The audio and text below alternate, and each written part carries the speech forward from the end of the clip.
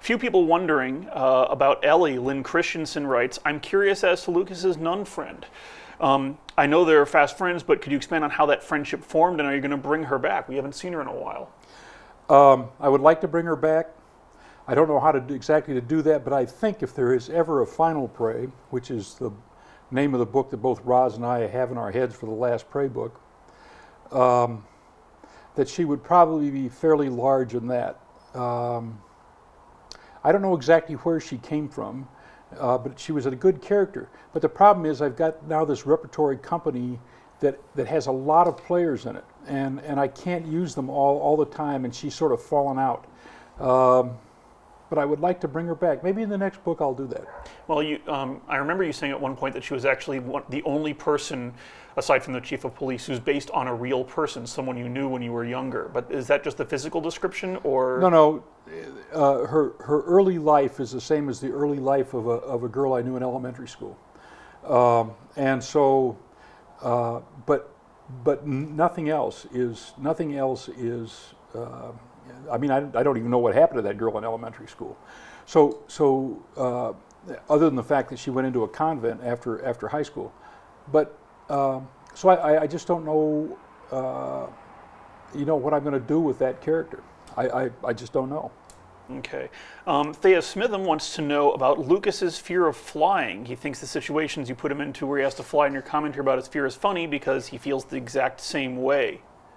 Well, I think a lot of people who fly a lot at some point kind of go through that fear of flying thing and wonder if this is going to be the plane trip that that ends in a crash, sudden death in the Rocky Mountains or something.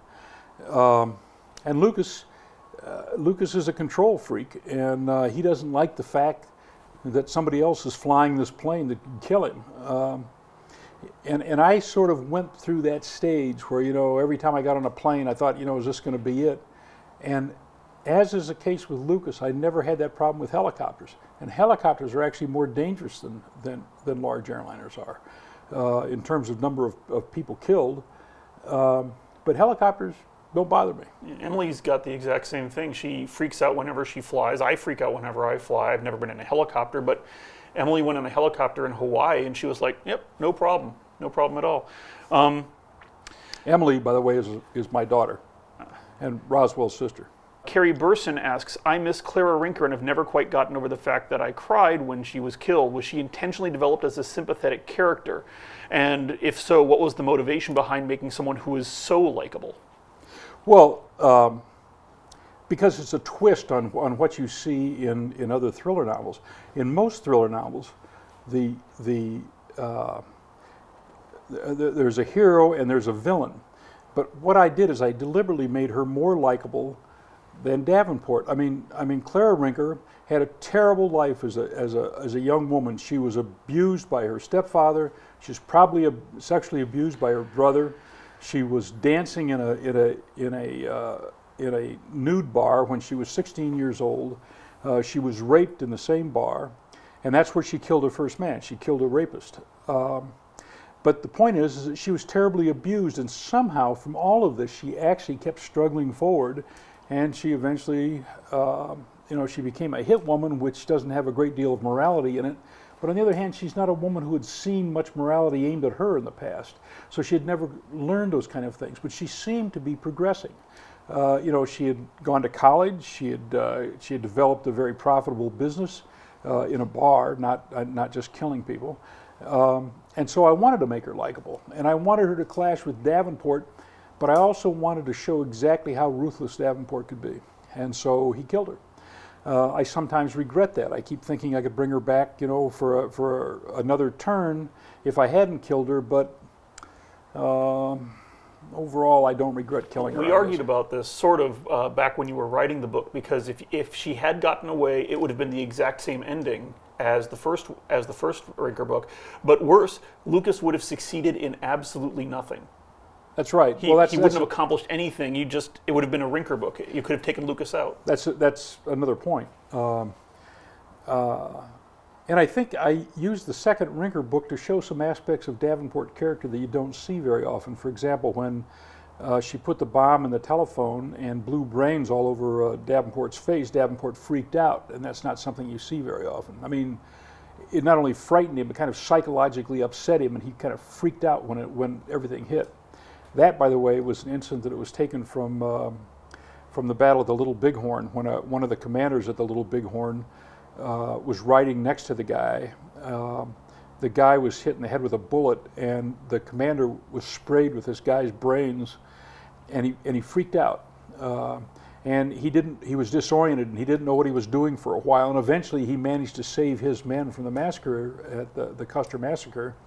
But for several minutes, this guy who had been through the Civil War and had seen all kinds of death, just because of this thing that happened to him, completely freaked out and lost it. And I use that as a model for what happened to Davenport. Okay. Well, also the cell phone thing, people have said that that's a brilliant invention of fiction writing, and that was a real thing. That was Hamas, wasn't it? Or yes. No, it was Mossad. Mossad. Mossad is the British Secret Service.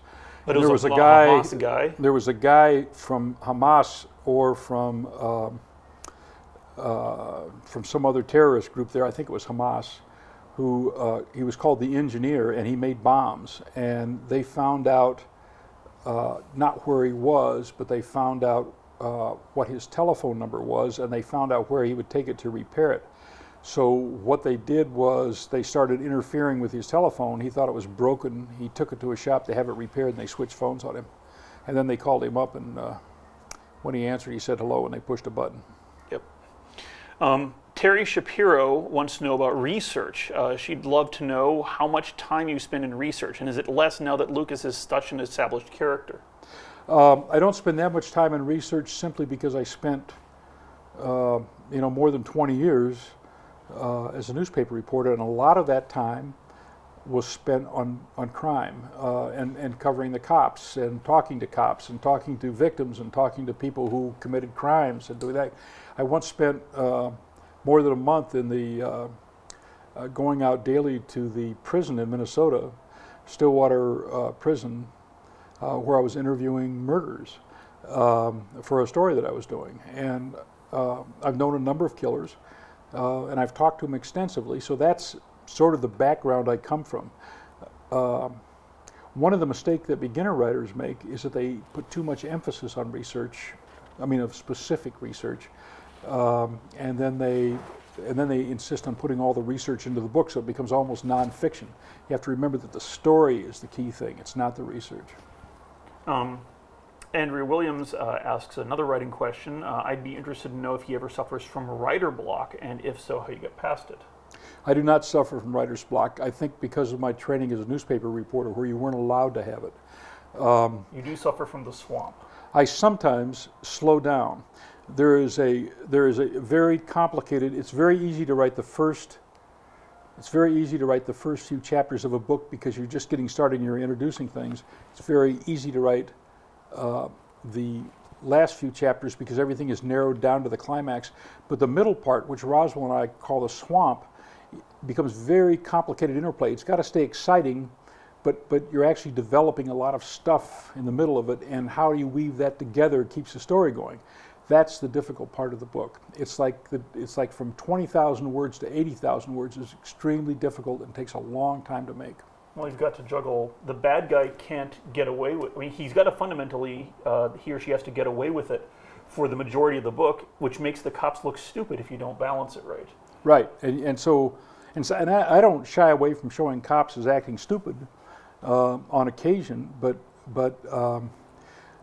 you can't just have the crime solved. I mean, there are a whole lot of characteristics of these books that are not obvious when you're just reading one, about how things are balanced out, about how you move from one incident to the next, how you give relief after a big scene of violence. There's a lot of engineering that goes on here. Okay.